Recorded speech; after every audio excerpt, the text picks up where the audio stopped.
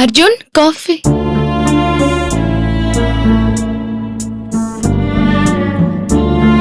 எங்க இவன் காணோம்?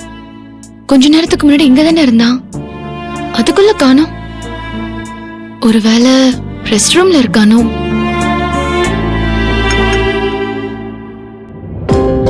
அர்ஜுன், அர்ஜுன் இங்கேயும் இல்லையே, அதுக்குள்ள எங்க போயிட்டான்? சரி, கால் பண்ணி பாப்போம்.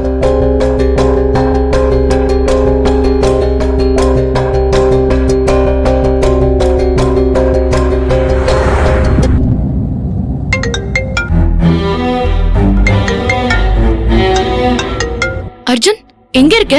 ஏன்? காஃபி கொண்டு வந்திருக்கேன், சூடு ஆறுது. எங்க இருக்க? மொட்டை மாடியிலையா? இல்ல. அத்தை ரூமுக்கு போயிட்டியா? நோ. கார்டன்ல இருக்கியா? இல்லன்னு சொல்றேன்ல. எங்க தான் போன? நான் எங்க போனாலும் உன்கிட்ட சொல்லிட்டு தான் போகணுமா? I'm very sorry Sathya. இனிமே அந்த சலுகைலாம் உனக்கு இல்ல. நான் எங்க போறேன்னு கேக்குற உரிமையையும் நீ இழந்துட்ட. அந்த கடமையும் இனிமே எனக்கு இல்ல. ஏன் இப்படி எடுத்துறிஞ்சு பேசுற? உனக்கு சூட காஃபி கொண்டு வந்ததுனால தானே கேக்குறேன். ஏய், நான் கார்ல போய்கிட்டு இருக்கேன். கார்லயா? அதுக்குள்ள கார்ல எங்க போற? எங்கயோ. It's none of your business from now on. Coffee கூட குடிக்காம அப்படி என்ன அவசரம்? ஏய், வீட்ல உன் மூஞ்சிய பாத்துக்கிட்டே இருக்க என்னால முடியல. ஆயுள் தண்டனை கைதி மாதிரி ஃபீல் பண்ற, போதுமா? ஏய், அங்க இருந்தா உன் முகத்தை பார்க்கணும். உன் முகத்தை பார்த்தா நீ செஞ்ச துரோகம் தான் எனக்கு ஞாபகம் வருது. இந்த பதில் உனக்கு குடுகுலுன்னு இருக்குதா?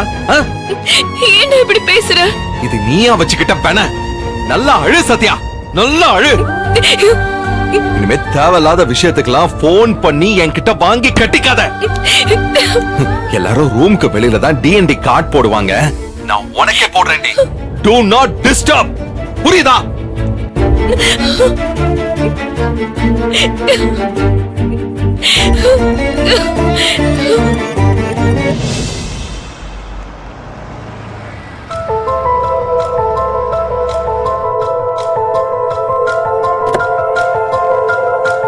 Sir, good morning sir. Good morning sir, என்ன சார் சீக்கிரம் வந்துட்டீங்க? யோ, நான் இந்த கம்பெனியோட ஓனர்.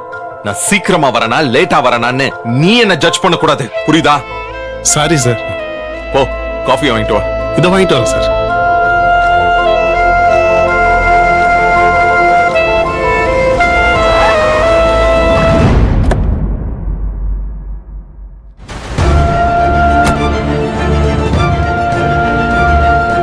மாப்பிள்ள,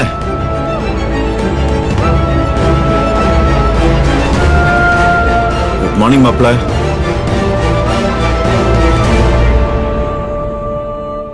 நான் குட் மார்னிங் சொன்ன மாப்பிள்ள. சொல்லிக்கோங்க, அது உங்க இஷ்டம். இன்னும் உங்களுக்கு கோபம் குறையல போல் இருக்கு. பரவாயில்ல மாப்பிள்ள, மறுபடியும் இப்படி ஒரு சந்திப்பு இந்த இடத்துல நடக்க கூடாதுன்னு நினைச்சேன். ஆனா அது நடந்துடுச்சே மாப்பிள்ள. விஷயத்துக்கு வாங்க. நேத்து நான் உங்க வீட்டுக்கு வந்த போது நடந்த சம்பவங்கள் எதுவும் நல்லா இல்ல மாப்பிள்ள. அதுக்கு யார் காரணம்? அதுக்கு நான் காரணம் இல்ல மாப்பிள்ள. நீங்களும் உங்க வீட்டுல இருக்கிறவங்களும் தப்பா புரிஞ்சிட்டு இருக்கீங்க. ஆரம்பத்துல உங்க அம்மாவுக்கும் எனக்கும் போட்டி பொறாமை இருந்தது வாஸ்தவம் தான். ஆனா அது தொழில் சம்பந்தப்பட்டது. ஒரு டைம்ல என்ன ஜெயிக்க உங்க அம்மாவும் உங்க அம்மாவை ஜெயிக்க நானும் என்னென்னவோ பிசினஸ் டாக்டிக்ஸ் எல்லாம் பண்ணிருக்கோம். நான் அதை மறுக்கல. ஆனா அதெல்லாம் கடந்த காலம் மாப்பிள்ள.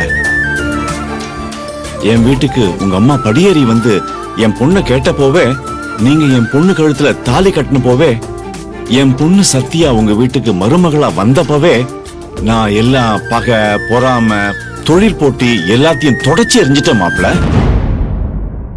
எனக்கு என் பிசினஸை விட என் பொண்ணு வாழ்க்கை ரொம்ப முக்கியம் மாப்பிள்ள.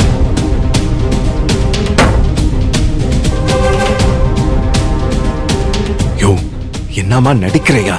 வார்த்தைக்கு வார்த்தை, பேச்சுக்கு பேச்சு. சத்யா ஓம் பொண்ணுங்கிற, அவ உனக்கு பிறந்தவளா? சரியான துரோகிகளா இருக்கீங்களேயா.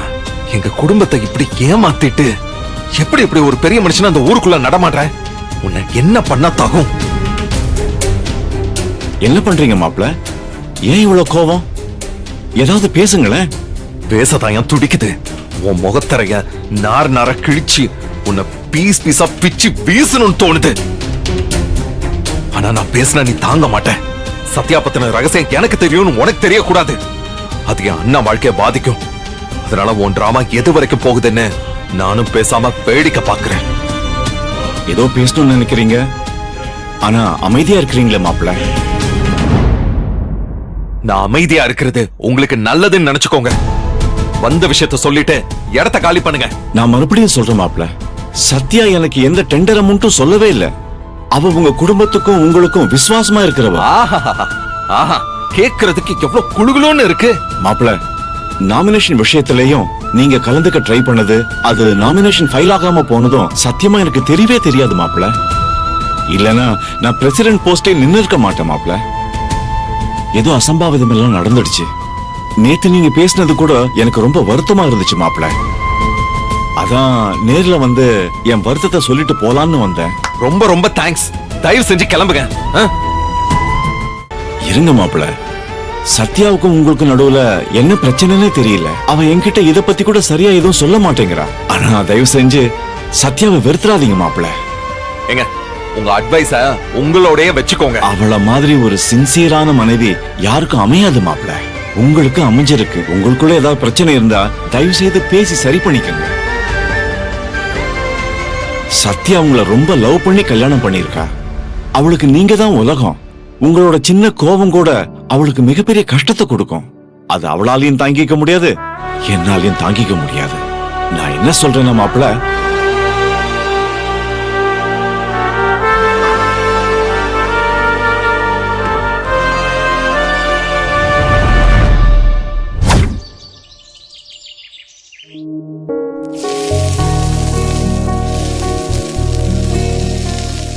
செங்கமலம், காலையில ஊர்ல இருக்கிற அப்பா அம்மா கிட்ட போன்ல பேசினேன்.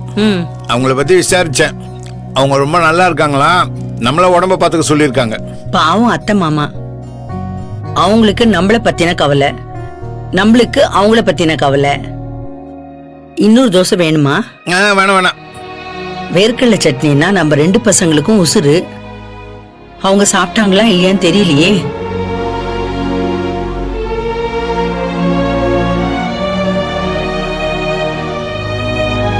யாரோ வந்திருக்காங்க போட்டிருக்கு. வழக்கம் போல நானே போய் பார்த்துட்டு வந்துடுறேன்.